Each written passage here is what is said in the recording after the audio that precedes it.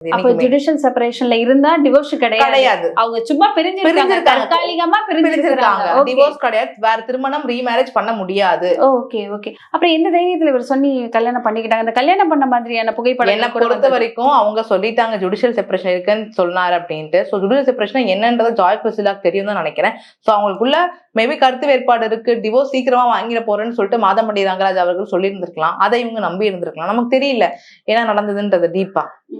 So இதுக்கப்புறம் இந்த கேஸ்ல என்ன மாதிரி மேம் நடவடிக்கைகள் எடுக்கப்படும்? ப்ராபபிலி பாத்தீங்கன்னா அவங்க கம்ப்ளைண்ட் கொடுத்துட்டாங்க மேம் ஜாய் கிறிஸ்டா. இதுக்கப்புறம் பாத்தீங்கன்னா மாதம்பட்டி ரங்கராஜ் அவர்களை கூப்பிட்டு இன்வெஸ்டிகேட் பண்ணுவாங்க, விசாரிப்பாங்க. விசாரிச்சு என்ன பண்ணணும், என்ன நடந்திருக்குன்றது அவர் சைட்ல இருக்க வாதங்களை கேட்பாங்க.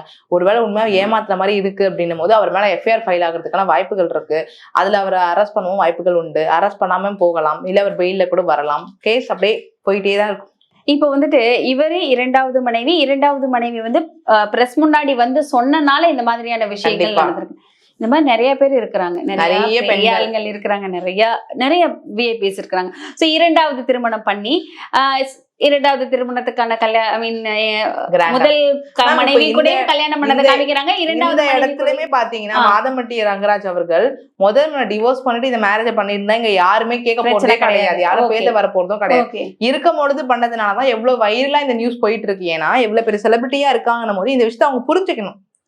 நீங்க அடுத்த திருமணம் பண்ற தவறுன்னு கிடையாது. பட் ஒரு விஷயத்த முடிச்சுட்டு, திருமணத்தை முடிச்சுட்டு நீங்க கால் ஆஃப் பண்ணிட்டு நீங்க என்ன பண்ணிக்கலாம். பட் அப்படி பண்ணாதனாலதான் இன்னைக்கு எவ்வளவு விஷயங்கள் சர்ச்சைகளா போயிட்டு இருக்குன்னு சொல்ல முடியும்.